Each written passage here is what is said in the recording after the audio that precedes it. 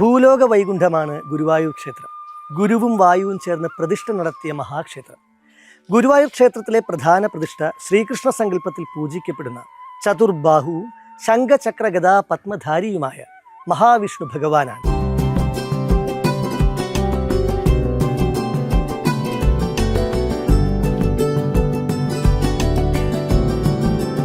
കൃഷ്ണസങ്കല്പത്തിൻ്റെ ഉദാത്തമായ ദൃഷ്ടാന്തമാണ് ഗുരുവായൂർ ക്ഷേത്രം.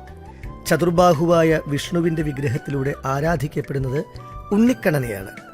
ഭക്തസഹസ്രങ്ങളുടെ ആരോമലായി വാത്സല്യത്തിൻ്റെ നിറകുടമായി വിരാജിക്കുന്ന ശ്രീകൃഷ്ണൻ്റെ ആലയം.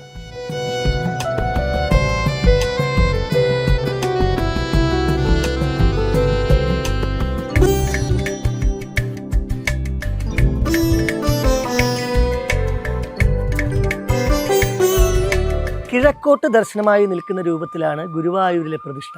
അത്യപൂർവവും വിശിഷ്ടവുമാണ് പാതാളാഞ്ജന ശിലയിൽ തീർത്ത ഇവിടുത്തെ അതിമനോഹരമായ വിഗ്രഹം.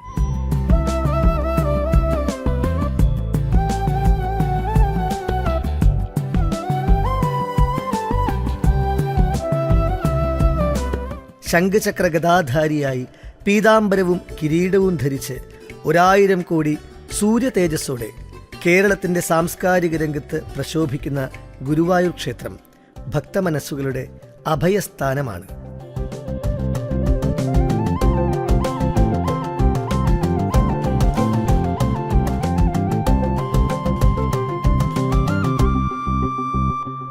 ശ്രീകൃഷ്ണാവതാര സമയത്ത് ദേവകിക്കും വസുദേവർക്കും കാരാഗൃഹത്തിൽ വെച്ച് ദർശനം നൽകിയ മഹാവിഷ്ണുവിൻ്റെ രൂപത്തിലാണ് ഗുരുവായൂരിലെ വിഗ്രഹം എന്ന് വിശ്വസിക്കപ്പെടുന്നു. അതാകാം ഗുരുവായൂരപ്പനെ ഉണ്ണിക്കണ്ണനായി സങ്കല്പിക്കുന്നതിൻ്റെ കാരണം.